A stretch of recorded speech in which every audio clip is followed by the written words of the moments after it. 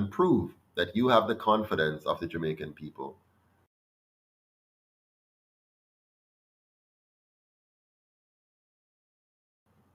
by not being the first MP and Prime Minister to be impeached.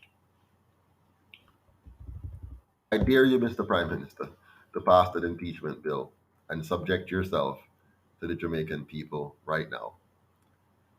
The United Independence Congress is not seeking to vilify or segregate the unvaccinated and the um, and the vaccinated. The UIC is not interested actually in any form of segregation or separation or anything like that. So we're going to oppose every attempt by the Prime Minister and the government to impose any form of segregation, any form of separation, any form of victimization on the Jamaican people. We're calling for the immediate cessation of all hostility towards the Jamaican people. And we're prepared as a movement to do whatever it takes to protect the rights and freedoms of Jamaicans. So we're impressing upon the Prime Minister not to arrest any more Jamaicans for voicing their concerns. I would also like to point out to the Prime Minister that he may have made a very significant mistake in setting up this arrangement, the DRMA, that allows him to be our dictator as opposed to being simply the head of our government. Mr. Prime Minister, you need to understand and understand clearly that the Jamaican people will never, never accept a dictator as its leader.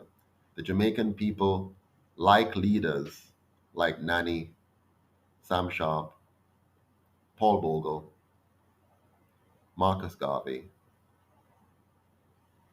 and of course our good friend George William Gordon. They like leaders who defend them. They do not like leaders who defend their foreign masters. They do not like leaders who are led by the concept of colonialism. They do not like leaders who take pleasure in being appointed to the Privy Council. They do not take pleasure in leaders who want to uphold and maintain Her Royal Majesty's government and opposition. They want leaders with vision. They want leaders with respect. They want leaders who are thoughtful. They want leaders who are caring. They want leaders who are understanding. They want leaders who represent them and their cause. And the cause of every single Jamaican is the cause of freedom, is the cause of eliminating poverty.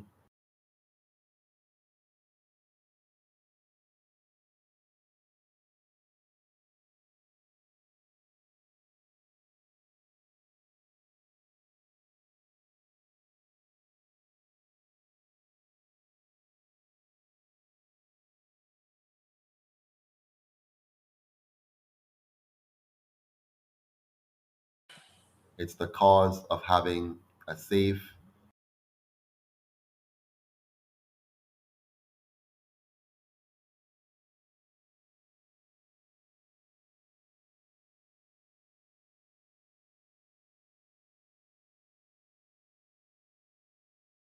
the not too distant future, we the people are going to call an election.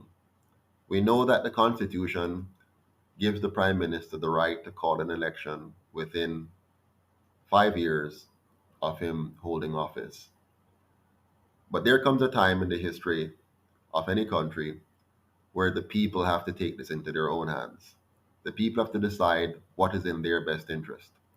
And right now, it is not in the best interest of the Jamaican people to continue with a government that does not identify with them, to continue with a government that is very focused on implementing measures that clearly the vast majority of us are opposed. The Jamaican people do not want a government that is going to force them to do anything against their will. They want a government who will listen, a government that will understand, a government that is caring. And so this evening, we're giving the Prime Minister one last chance. We're asking the Prime Minister peacefully, cordially, kindly to stop, to roll back all of his plans, give back the money to his foreign masters, and give up this quest to force Jamaicans to take this joke. Give it up, Mr. Prime Minister, and allow the Jamaican people the right to informed consent, the right to choose, the right to move, and the right to freely communicate their dissent. That is the only way we can have a free and fair society. I'm very disappointed that the opposition has joined the Prime Minister in this quest to take away the rights and freedoms of Jamaicans. But we understand both parties are cut from the same cloth, from the colonial cloth. They came into being in the 1930s while our colonial rulers were in power. They, in some strange way, colluded with those colonial powers to continue to keep Jamaica a colonial territory, even while calling it independent. We know that Jamaica has not been independent, and now it's time for us to have real and true independence. And for us to do that, we, the people, have to stand up and demand the government that we want.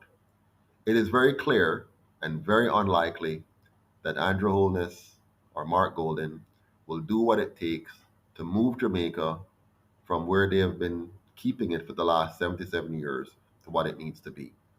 And so the UIC is prepared to lead the people to rise up, take control of their government, and create a new government, a government that will respect the life, the liberty, and the property rights of all Jamaicans equally. And so, as I sign off now, I want to say thank you to all of you who have joined me tonight. You have been a great blessing.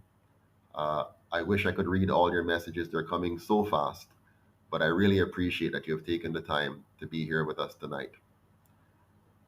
In the next few days, we're going to announce the big actions that we're going to be taking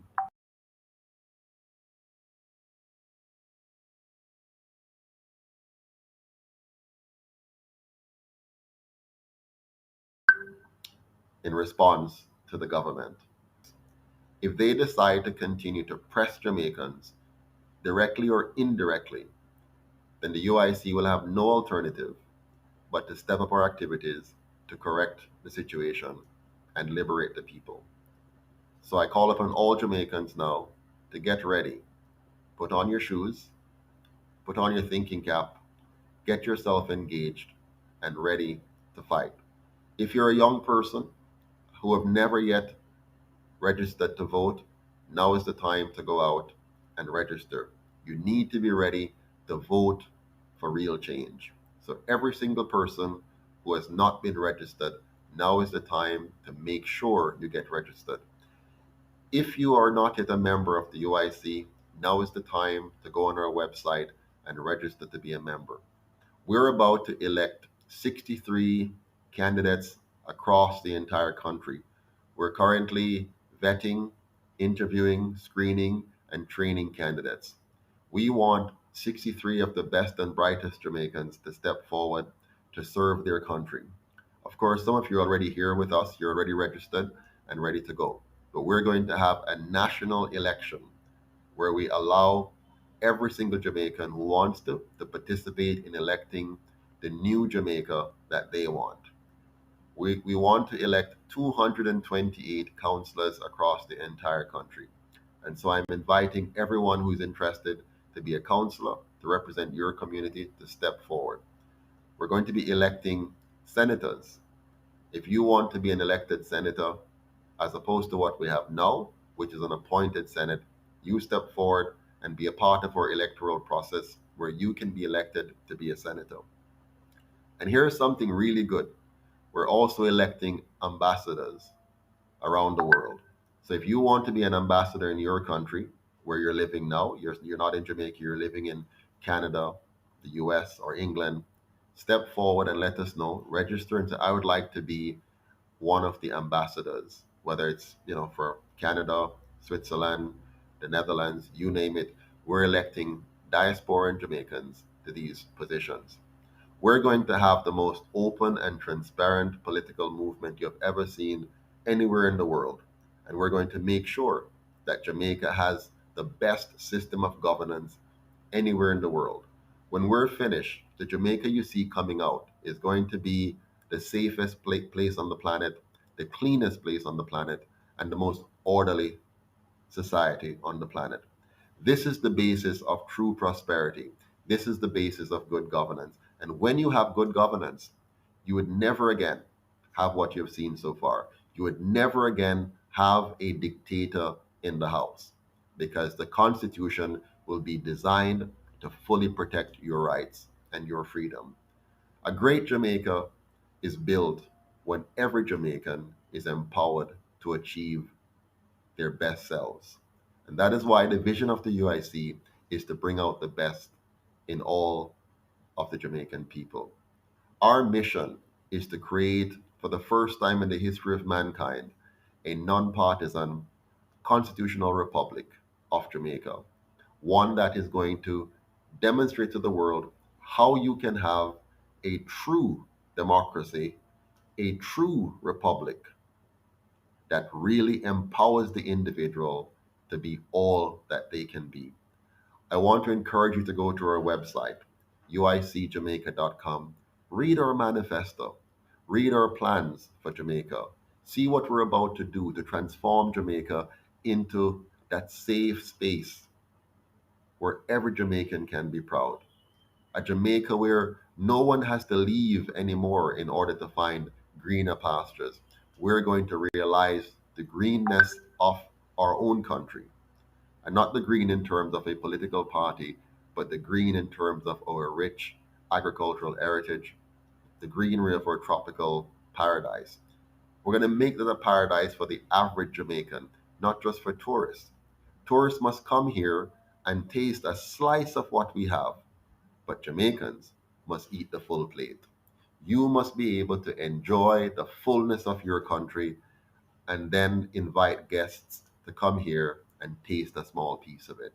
We must create a Jamaica that is the envy of the world, a Jamaica that respects the people of Jamaica.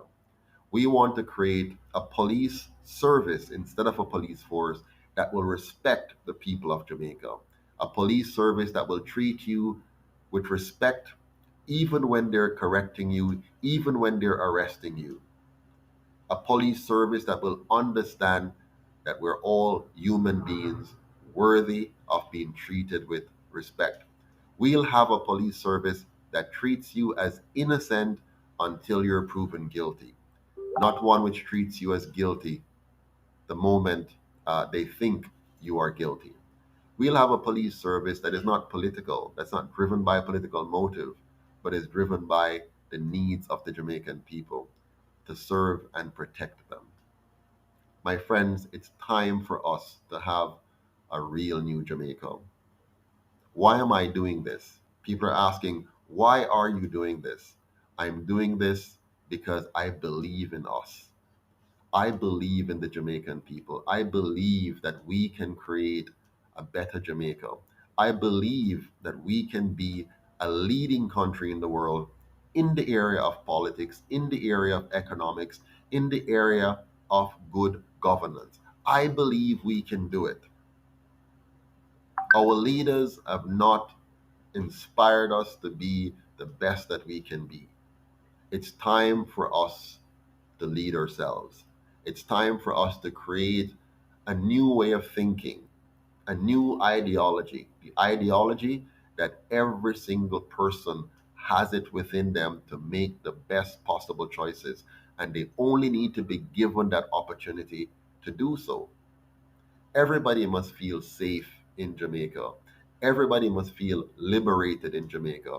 Everybody must be able to own property in Jamaica and enjoy the fruits of their labor without worrying about thieves, whether the thieves are in government or outside of government. Because there are two types of criminal: elected criminals and unelected criminals.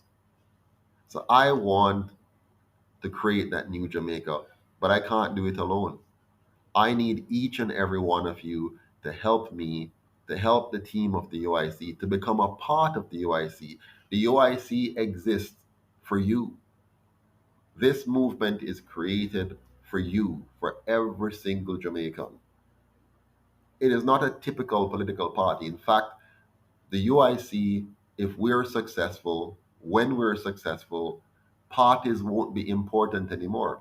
What will be important is your rights as an individual and how effectively the government assists you in enjoying your rights to the fullest. When people ask me what is the philosophy of the UIC, I say something that often baffles them. It goes like this. Our philosophy, in short, I'm summarizing it now. Our philosophy is based on the simple principle that you have a right to do with your life, your time, and your property as you see fit, provided you do not infringe on the life, liberty, and property of others by way of force or fraud. When you understand that concept and how liberating it is, then you will begin to understand what our ancestors were fighting for. Our ancestors were not fighting for equality, to be accepted in the schools of others and to be accepted in the restaurants of others and to be accepted in the political system of others. Our ancestors were fighting for the freedom to set up their own school, to set up their own restaurant, to set up their own hotels, to set up their own system of governance, to set up their own lives and live as free human beings. But somewhere along the line, some of us were corrupted and sought instead to simply mirror and copy and parrot what others are doing instead of being leaders. I really have a profound respect for Bob Marley, for example. The way he created, of course, with others, a new genre of music and led the world in that. I'm profoundly impressed with a Louise Bennett who took our language and made our language an international envy of the world. It's a pity that our government have not facilitated the development of that language for it to be used effectively alongside with a proper understanding and use of the English language for obvious reasons, right? So there are so many things about the Jamaican people that are stifled and suppressed by our government that needs to be unleashed. We need to unleash the Jamaican people and let them be the great people that we're meant to be. We need to get the lid off, the cap off, this suppression and oppression of government and allow the people to be who they are capable of being. This doesn't mean a free for all. It doesn't mean no rules. It means good rules. Rules that protect the rights of every citizen. Rules that says that your right to your life, to your liberty, to your property are protected even from the government. It's time, my people, for us to come together and stop being divided so that they no longer get to distract us and extract our wealth away from us. We're fighting a brave fight right now, and it's a fight for our life. If we allow them to juke us against our will, they would have crossed the last border of our self determination defense. They would have pierced that last separating line that says you can go this far and no further. When your bodily autonomy is gone, there's nothing else that is left. And so, my fellow Jamaicans, I encourage you, I implore you, I beg you, don't let this government win. Their win is your loss. If they win this battle to inject 60% of us, 70% of us against our will, they would have destroyed the Jamaican people for good. We cannot afford to lose this battle of bodily autonomy, the right to choose, the right to informed consent, the right to be the last man, the last woman to decide what goes into your body. We cannot afford to lose this war. We cannot afford to lose this battle. We cannot afford to give over ourselves once again to colonial rule. We cannot afford to allow the masters, the foreign masters, to again have full dominion over us. We must stop this government. We must rise up. We must become that nanny again. We must become that Sam Sharp again. We must become that Paul Bogle again. We must stand up, Jamaica. We cannot allow this government to get away with what it has done. So, come October 7th, I'll be in court. And I'm not going to be there to defend my rights. I'm going to be there to defend our rights, your rights and mine. And again on October 13th, I'm going to court again to defend my rights and your rights. I invite and implore all of you to join us in this struggle. Let us win those court cases together. I ask you to stand on my side on those. And after we have won those two court cases, we're going to win another decisive battle. We won on the 22nd. What did we win? We defied the government and said, you do not have the right to stop us from walking, from talking, and you will not stop us from choosing. And we are going to choose what we think is right. We have won that battle. Yes, they threw some of us in jail. Yes, they pepper sprayed some of us. Yes, they abused and assaulted some of us. And we did not lift a finger against them. We did not fight them, even though they were fighting us. They're on the wrong side of this equation.